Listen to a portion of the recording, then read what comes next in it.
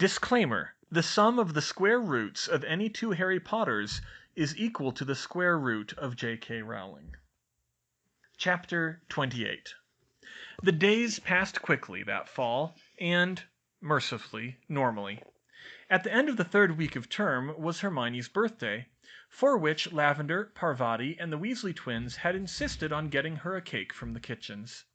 They wanted to make it special since it was her 13th. That would have been more pleasant if the twins didn't leave her looking over her shoulder all evening. "Honestly, we wouldn't mess with you on your special day," George told her. "Yeah," said Fred. "Becoming a teenager should be a big enough prank on its own. See, now you have to worry about boys." Hermione felt herself turn red. "And clothes," said George. "And hair. Well, maybe not hair. You've got your own unique style there." "I'll leave all that to Lavender and Parvati for the time being, thank you," she told them. 13 she may be, but her main worries about boys still involved them nearly getting themselves killed. "How was your birthday, Hermione?" Lavender asked later that night. "I know we didn't know about it last year, so we tried to make it up." "It was nice," Hermione said. "Much better than last year. It's too bad I couldn't spend it with my parents, but that's the cost of going to boarding school." "Yeah, I know what you mean," said Lavender. "Harry's lucky he has a summer birthday." "No, he's really not," Hermione said. "His relatives hate him." "What? But he's Harry Potter!" "Yes, but they're muggles, and not nice ones either. They can't stand magic." Lavender and Parvati both looked offended that anyone could hate magic, or the boy who lived. Well, anyone outside of Slytherin for the latter. "So you and your parents always do something special for your birthday?" Parvati changed the subject. "Yes, at home, my parents would always take me to a fancy restaurant for my birthday. The last couple years before Hogwarts, we went to this really nice Indian restaurant. They had the best chicken tikka masala." "Oh, you like chicken tikka masala?" Parvati said excitedly. "I love chicken tikka masala. Lots of British muggles do. It's too bad we can't get it here." "Oh, I know," Parvati griped. "I get so tired of all the British food here. Just give me some tikka masala or traditional curry once in a while. Either one. Padma complains about it too. She always wants her mango juice." "Yes, but I've been saying the magical world is behind the times," Hermione said. "I mean, muggles don't use quills and parchment anymore either, and they've got better technology than the wireless. It figures it would be the same with food." Parvati pushed herself up on her bed to get a better look at her. "I wonder if we can do anything about that," she said. Hermione sat up and raised an eyebrow. Most witches and wizards rarely seemed like the type to take action on things like that. "Maybe," she said. "I've thought about it once in a while. Who controls the menu here?" "Isn't it the house elves?" "I don't know. I've never asked. It may be. They're probably the only ones who have any idea what things they can actually cook. I did write down a recipe for chicken tikka masala over the summer, but I'm not sure how good it is. Do you know a good recipe, Parvati?" Parvati gave her a look that Hermione realized must be the same one she herself gave people who asked her obvious questions. "Fred! George!" The two redheads sniggered as the littlest Weasley came storming into the great hall at dinner-time next Friday night on a royal tear. The hall erupted into laughter at the sight, but those nearest to her soon stopped laughing when faced with her glare. "Hello, Gin-Gin," the twins said in unison. "There's something different about you," Fred started. "But we can't quite place it," George finished. Ginny's hair was bright pink. "Change it back, you imps!" she yelled. "Now where's the fun in that?" said George. Ginny pulled her wand on them. "Whoa, sis," George stopped her. We kind of never actually tested the counter spell." "What?" "It's okay, Ginny," Hermione said from her vantage point a couple of seats down. "They did the same thing to me last year, except it was Weasley red. It should wear off overnight if it's the same trick." Ginny glowered for a moment, and then hissed at them. "I'll get you two for this." This actually seemed to be enough to make Fred and George nervous. She sat down, squeezing in between Hermione and Parvati, and looked around the table nervously. She whimpered almost inaudibly and seemed to shrink back into herself when she saw Harry and Ron trying not to laugh at her. Ron wasn't trying very hard. Hermione shot them an exasperated look. "I need to think of a way to get them back," she said to no one in particular a little later. "I could always try Bill's bat bogey hex, but I don't know if I could get them both at once. Maybe I could ask She trailed off with a nervous glance at Hermione. Hermione didn't know whose name started with a T whom she would ask, but she couldn't help feeling sorry for the girl.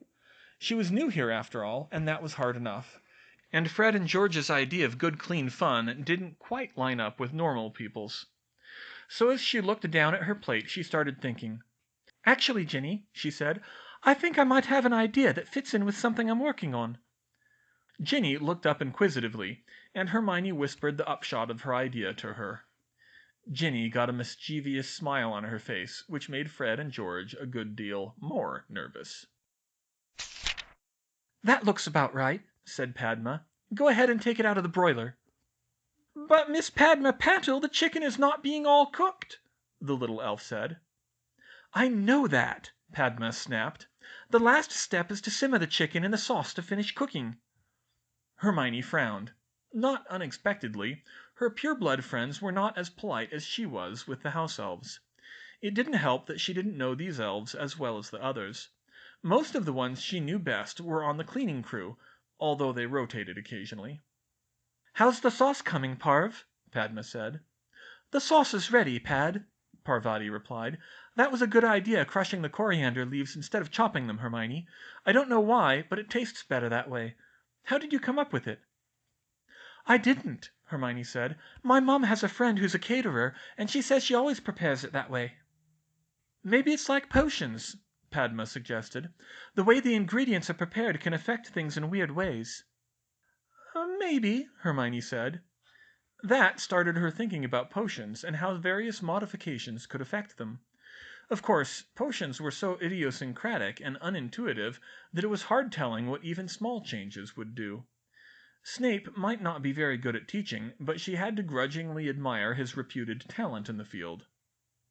"All right, so we just simmer the chicken in the sauce for about 10 minutes," Padma said as she directed the elves to combine the ingredients. "That seems like an awful lot of sauce, Miss Patil." Professor McGonagall was supervising the entire process, as per the school policy. Tilly and some of the other elves had explained it when Hermione asked her. "We is choosing the menu, Miss Hermione Granger, but all new recipes needs the approval of the headmaster or deputy headmistress." "A lot of Indian food is like that, Professor," Padma replied. "You can mop up the extra sauce with the flatbread." "Sometimes," Parvati added. "It can depend on the meal, but that's close enough for here at Hogwarts." "Plus, I always like lots of sauce on the rice, ma'am. Plain white rice always tastes too bland to me," Hermione said. Hermione was nominally helping to steam the rice, but that was simple enough that the elves had it in hand. Of course, her main contribution had been the samples of several spices that her bemused parents had sent her in a care package that week. Hogwarts didn't stock half of what the Patil twins said they needed for a proper masala sauce, and their own parents were oddly less interested in the whole affair, perhaps thinking their daughters should be fed perfectly well at school already. How unusual," McGonagall said. That really described the whole scene, she thought. 3 second-year students teaching the house elves a new and exotic dinner recipe. "Well, I can honestly say this is something I haven't seen before," she said. "You seem to have a talent for the unusual, Miss Granger."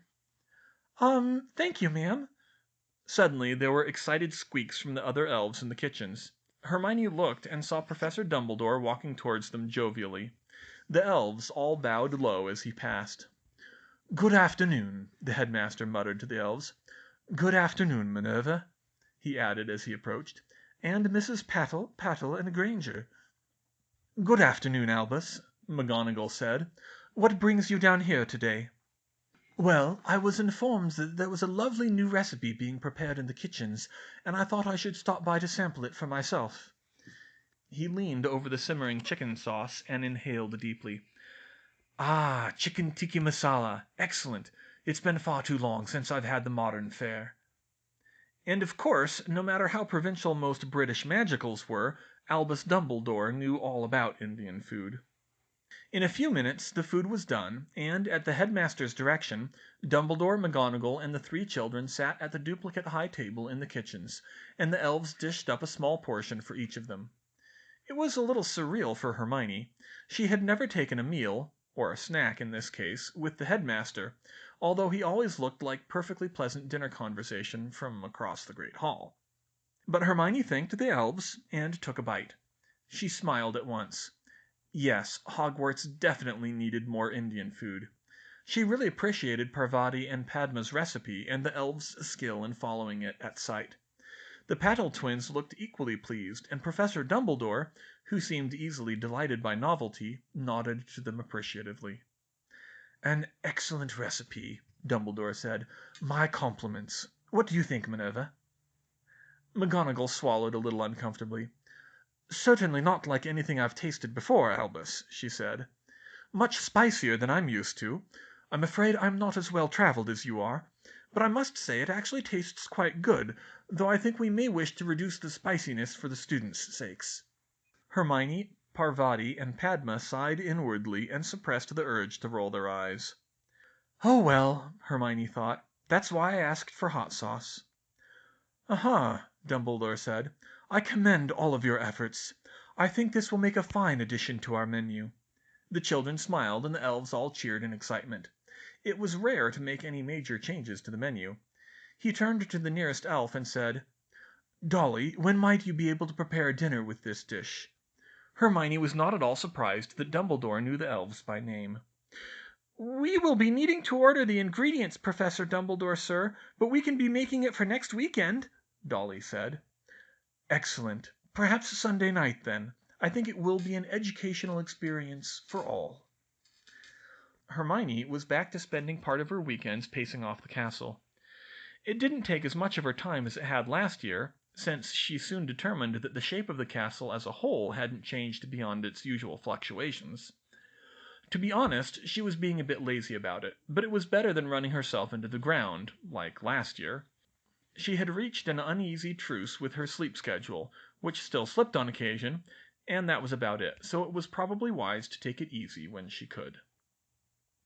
Today she was remapping the second floor of the West Wing, unused classrooms and all. It was a lonely endeavor. Most of the students spent the weekend in their dorms or outside, or in the case of many Ravenclaws, in the library. So few people ever came by here. Even with the occasional greeting from a portrait or a suit of armor walking around in the distance, it was very quiet. Given the stoic silence, it was perhaps a little surprising that Hermione didn't hear the sound sooner. A faint keening sound wafted through the halls. She didn't pay it much mind. Strange sounds weren't that uncommon around here, and Hermione could get a little oblivious when she was focused on something else. But presently she found that she had to use the loo, and when she made her way to the nearest one and opened the door, she suddenly became painfully aware of the sound. There was a girl crying in the bathroom, and loudly. "Hello, can I help you?" Hermione said, but the wailing girl didn't seem to have heard her. She walked down the row of stalls to pinpoint the girl's location. From the sound, she was clearly in the last stall, although Hermione didn't see any feet beneath the door. Either the girl was trying not to be seen, or she was a tiny first year whose feet didn't touch the floor. Hermione really felt like she needed to help out now. She knocked on the stall door and said, "Hello?" "Ah!" the girl's voice shrieked, and there was a sound of a splash in the toilet. "Sorry, are you okay?" Hermione said. "What do you want?" the voice said in an accusatory tone. "I wanted to see if I could help." "Well, you can't, so go away." "Well, you can't, so go away." Hermione sighed. Of course, the girl would say that, but it didn't sound like going away was what she needed right now. "Are you sure?" she said. "If you just want to talk." "I said go away!" the girl screamed so loud that Hermione took a step back. Then she started wailing again. Hermione stayed rooted to the stop for a minute, trying to decide what to do. Finally she said, "I feel kind of bad leaving someone crying in here alone, though. Do you mind if I check up on you later?" "Why do you care?" the voice sniffled.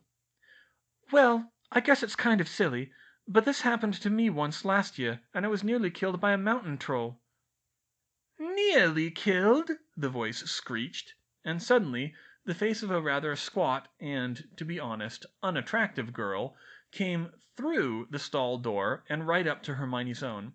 "Oh, that's great for you!" the ghost yelled. "Nearly killed!" I'm sorry, I didn't know," Hermione started. "Oh, of course you don't know. No one ever bothers to ask about miserable, moping, moaning Myrtle." And with that she gave a loud moan and drifted back into the stall, where there was a loud splashing sound and water trickled out under the door. "That's strange," Hermione thought. "Ghosts are supposed to be intangible." There was a flushing sound, then a gurgle, and then more water came pouring out from under the stall.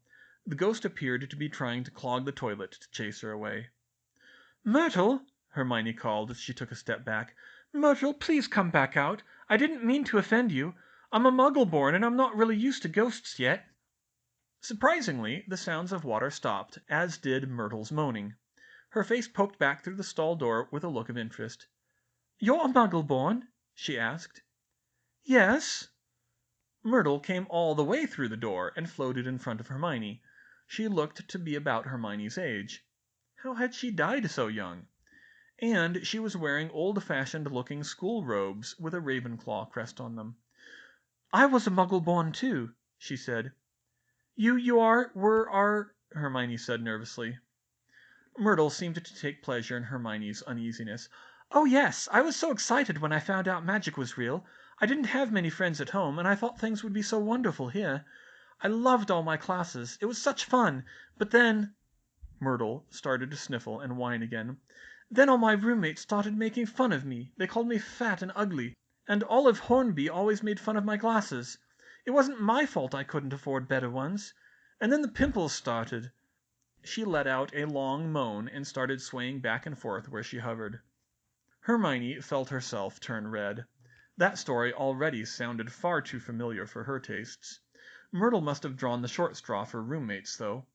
With her hair and teeth and know-it-all attitude, she had plenty for her own roommates to make fun of her about, but they hardly ever did. "I don't think your glasses look that bad," she tried to comfort the ghost. "In fact, my friend Harry wears practically the same kind." Probably because that's all his relatives will pay for, Hermione thought. Myrtle's glasses looked like bargain bin round frames, very like Harry's, except pearly white instead of black. But Myrtle just whined. "They're hideous. I wish I died wearing something nicer. And that Tom Riddle. He wasn't so bad himself, but all his Slytherin friends called me an ugly mudblood and laughed at me behind my back." "Oh, those types," Hermione said darkly. "I've got Draco Malfoy. He says it to my face. And if I run into him alone he always tries to hex me."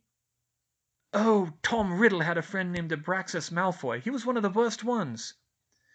"I'm not surprised. The Malfoys go way back. It's awful how those purebloods treat everybody else. I can't even haunt them properly. I haunted Olive Hornby for years, but—" Myrtle sniffed. "But she just took out a restraining order against me." Hermione opened her mouth and then closed it again. Yes, that was exactly the kind of thing wizards would do. That's too bad," she said. "Why are you haunting a bathroom now, though?" Hermione asked. "There's plenty of better places in the castle." That proved to be the wrong thing to say, as Myrtle took offense. "Like where?" she snapped. "Well, if I were a ghost I'd probably haunt the library," Hermione replied, whilst wondering how she had got to the point of saying that. "Well, that's well and good for you," the ghostly girl whined. "You're a Gryffindor. All my roommates spent all their time in the library." She started sniffling again. "I like it better in here. It's more private, and no one complains if I cry in here. Everyone just stays away from moaning Myrtle." And with that she started crying loudly and backed into her stall, where there was a splashing sound of her diving into the toilet. "Myrtle, Myrtle, I'm sorry. You can haunt wherever you want," Hermione called, but there was no response but more splashing and gurgling. At that point she didn't see much good in keeping this up, so she just said, "Well, I'll try to check up on you sometime," and left the bathroom, thinking that maybe she needed to do some more research on ghosts to be able to have a sensible conversation with them. It was too bad. Myrtle's story seemed disturbingly similar to her own. and to die at such a young age, and as a Muggle-born, it had to have been terrible. And here she was, what looked like decades later from her clothes, and she was still crying in the bathroom. Hermione shuddered, thinking, "There, but for the grace of God, go I." It was only as she left that Hermione noticed the "Out of Order" sign on the bathroom door. On Sunday evening, Hermione made sure to remind Fred and George to be on time for dinner, and the twins chivalrously escorted her and Ginny down to the Great Hall together. Once there, Hermione made sure they sat in the right arrangement, with herself, Ginny, and Parvati circled around the two boys at optimal angles. That Harry and Ron sat down on her other side, somewhat distracting them, helped. When dinner appeared on the long tables, there were gasps and confused murmurs throughout the great hall, for this was definitely not the usual fare. Or rather, some of it was, but at intervals along each table were a large bowl of white rice and another filled with something that proved to be cubes of chicken drowned in an unfamiliar orange sauce. "What the heck? What is this stuff? Have the elves gone mental?" Only a handful of people in the hall looked happy with the new selections, disproportionately Muggle-borns, who quickly began explaining the dish to their less worldly peers. Of course, Professor Dumbledore was beaming, and, Harry informed her later, for some reason Professor Snape looked oddly satisfied with the meal. "Now this is what I call a real dinner," Parvati said excitedly as she dished a large spoonful of rice onto her plate. "Definitely," Hermione agreed as she went for the chicken. Fred and George looked with interest at the two younger students who were happily serving themselves food that they had never seen before. "And just what kind of dinner is this, exactly?" asked George. "Chicken tikka masala," Hermione and Parvati said in unison. Fred and George looked back and forth between the two girls in surprise. "It's a British Muggle adaptation of traditional Indian food," Parvati explained. "Broiled chicken and steamed rice in a sauce made with tomato, coriander, yogurt, and Asian spices." "Tomato and yogurt?" the twins said in confusion. "In a sauce?" said Fred. "Are you having one over on us?" asked George. "No, that's really the recipe," Hermione said. "We taught it to the house elves last weekend. You should try it. It's really good." Fred and George shrugged their shoulders and dished themselves up 2 plates. "Huh, not bad," George said when he took a bite. "Yeah, weird, but not bad," Fred added. "You were right, Hermione. This is good," Ginny said appreciatively. "Uh-huh. Can you give our mom the recipe?" asked Ron. "We'll think about it," Parvati told him. "Hey, Hermione, did you bring the hot sauce?" "Uh-huh." "Hot sauce?" Fred and George asked. Hermione uncapped a small bottle of red sauce and dribbled a little bit of it onto her food, then handed it to Parvati. "Professor McGonagall wanted the food mild, but it's really supposed to be spicier, so I had my parents send me some spicy sauce to add to it. Ginny, do you want to try it?" "Sure, I'll try it," the younger girl replied innocently. She took the bottle and added a few drops to her plate. But when Hermione took the bottle back, she carefully palmed it and swapped it with another bottle that she had transfigured to look identical on the outside. She offered this bottle to Fred and George, saying, "Do you two want any? A real connoisseur takes it at least medium." Not to be outdone by their little sister, the twins took the bottle and drizzled a generous amount of sauce on their chicken tikka masala. They each took a large bite and grinned in satisfaction, but those smiles quickly turned to winces as they grunted, "Water, water!" and each chugged a gobletful. Hermione, Parvati, and Ginny started laughing, and Hermione high-fived Ginny. "Bloody hell, woman, what did you give us?" Fred demanded while coughing. Hermione withdrew the other bottle from her sleeve and set it on the table. Then, checking to make sure the teachers weren't watching too closely, she drew her wand and tapped the bottle she had given the twins, causing the label to change back. "It's habanero sauce," she told them. "It's 10 times spicier than normal hot sauce." "In other words," Ginny clarified, "you fell for a Muggle trick." "A Muggle trick, Freddy," George wheezed. "We're losing our touch." "We've got to get back on top, Georgie. We can't have Hermione and Ginny thinking they can unseat the school's best pranksters." And they gave the two girls an evil, but painful, grin. Hermione paled. "Why did I let you talk me into this?" she muttered to Ginny, who didn't look too enthused by the idea of payback herself. After the main course was over, Professor Dumbledore, to the surprise of many, stood up and addressed the hall. "Well, I think this has been an interesting new experience. The new dish tonight was chicken tikka masala, a more modern British dish in the Indian style, and I am most pleased to see that it has been such a great success." Indeed, looking around the hall, a solid majority of the students seemed to have liked it, though the very traditional Slytherins less so. "We have 3 new students to thank for this new offering, who took it upon themselves to teach the recipe to the house elves on their own time. For this show of initiative and cross-cultural interest, I award 10 points each to Hermione Granger, Padma Patil, and Parvati Patil." The Gryffindors and Ravenclaws cheered, while the Hufflepuffs politely applauded. The Slytherins seemed displeased, but that could have been about either the points or the food. Hermione noticed across the hall that Draco Malfoy in particular was glaring in her direction. On the 5th of October, Hermione woke up and immediately knew that something was wrong. Another person whose body reacted differently might have dismissed it for a while, but she knew better. She felt a burning sensation creeping up just behind her soft palate, and that could only mean one thing: the common cold. She'd dodged that bullet last year, about the only thing she'd managed to dodge, but it was too much to hope for a second year in a row, not with the damp chill and pounding rain seeping into the castle. A cold always meant the same thing for her. She was in for 3 days of miserable throat pain, followed by 3 days of hacking and sniffling, and then a lingering cough that could run clear through next week, and her with no paracetamol. "Are you okay, Hermione?" Parvati asked as Hermione staggered stiffly out of bed. "No, I'm getting a cold," she groaned. "You should go to Madame Pomfrey, then. A pepper-up potion will clear that up right away." Hermione stopped and stared at her roommate. You mean wizards actually have a cure for the common cold?" "Yeah, I mean, it's not perfect. It's actually an energy potion, but it works, if you don't mind having steam coming out of your ears for a few hours." Hermione opened her mouth to ask the obvious question, but then closed it again. Of course it makes steam come out of your ears for a few hours. "Thanks, Parvati. I'll do that." An hour later, Hermione was in the unusually crowded hospital wing. Apparently, the sickness was going around. "Hello, Miss Granger. How can I help you?" Madame Pomfrey said.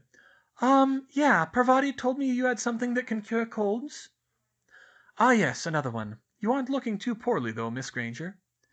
"I know, ma'am, but I can always tell when one's starting because the first thing that happens is I get this burning in the back of my mouth." "All right, then, that's simple enough." Madame Pomfrey made a note of who was being treated and why, and then uncapped a small bottle of potion. "Here, drink this." The pepper-up potion tasted so hot that Hermione could barely drink it. She jumped as the warmth flooded her body. She felt like she'd just downed a double espresso, and the burning in her throat ceased immediately. "Wow, thank you, ma'am," she said. "Not a problem, Miss Granger. Come back if the steam doesn't go away by dinner time." "Yes, ma'am." Sure enough, she felt puffs of steam coming out of her ears and leaking out from under her hair. She must look completely ridiculous, and within minutes her hair was an unmanageable frizz. Still, she went down to breakfast and took her usual seat. Thankfully, a number of other students in the hall, and even Professor Sinistra, also had steam puffing out of their ears as well, so she didn't look too out of place. A few minutes later, a disheveled-looking Ginny Weasley collapsed into a seat nearby. Hermione squealed when she saw her. With her bright red hair, Ginny looked even worse than she did, rather like her whole head was on fire. "Oh, hi, Ginny," Hermione said. "Pepper up, too?" "Yes, Percy made me take some. He said I wasn't looking too good." Actually, there was something to that. Ginny's robes were all crooked, there were a few strands of hair plastered to her face, and though she looked wide awake now, she was pale and there were dark circles under her eyes. "Well, you are looking pretty out of it, even with the potion. Have you been sleeping all right?" "I'm fine," she said defensively. "It's just getting used to classes and stuff, you know." "I understand. Just don't overdo it. I made that mistake last year. You can come talk to me if you need any help." "I can manage," Ginny said, and she focused her attention on her food for the rest of the meal. The most difficult part of mapping the castle was the dungeons. both because of the maze-like structure and because of the company. "What are you doing down here, mudblood?" Hermione groaned softly and clutched her notebook to her chest. Why did she keep running into him whenever she explored the dungeons? Did he have people reporting to him? Well, maybe he did. She fingered the handle of her wand. "Do we really have to do this again, Malfoy?" she said. "I have as much right to be down here as you do." "You don't have any right to go spying for our common room," Malfoy spat. "You ought to just stay in your tower if you know it's good for you." "Well, that's just the thing, isn't it?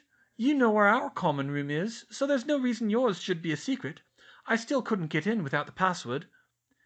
She didn't mention that she already knew where the Slytherin common room was, just around a couple of corners from here, if it was still in the same place Sonia had pointed out last year. Malfoy didn't take kindly to her use of logic. He drew his wand, but Hermione was quicker on the draw than she used to be, having practiced this past summer after Harry managed to hex her. She had her wand trained on him before he could cast a spell, though she still started backing away. "You shouldn't have come back," he growled. "Yes, you've already told me that," Hermione replied as calmly as she could. "But I didn't let a mountain troll and a possessed teacher keep me away, and I'm not going to let you keep me away either." Malfoy actually hissed at her. "One of these days, Granger, you'll get what's coming to you." Hermione sighed theatrically. "What's your problem anyway, Malfoy? There's plenty of other Muggle-borns in this school. Is it just because I get better marks than you?" She chuckled at him with false bravado. "Because I've been dealing with people who are jealous of my grades my whole life." "No mudblood can beat a Malfoy. Calvoro!"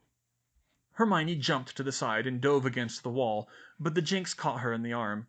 She felt a strange itching sensation, and when she shook out her sleeve, she found that all of the hair had fallen off of her arm. She considered her options. She quashed the urge to say, "Take Arithmancy and then we'll talk," and decided against shooting a spell back at him if she could help it. Instead, she just backed away faster, keeping one eye on him until she made it around the next corner. Well, that wasn't so bad, she thought. A hair-loss Jinx is tame for him.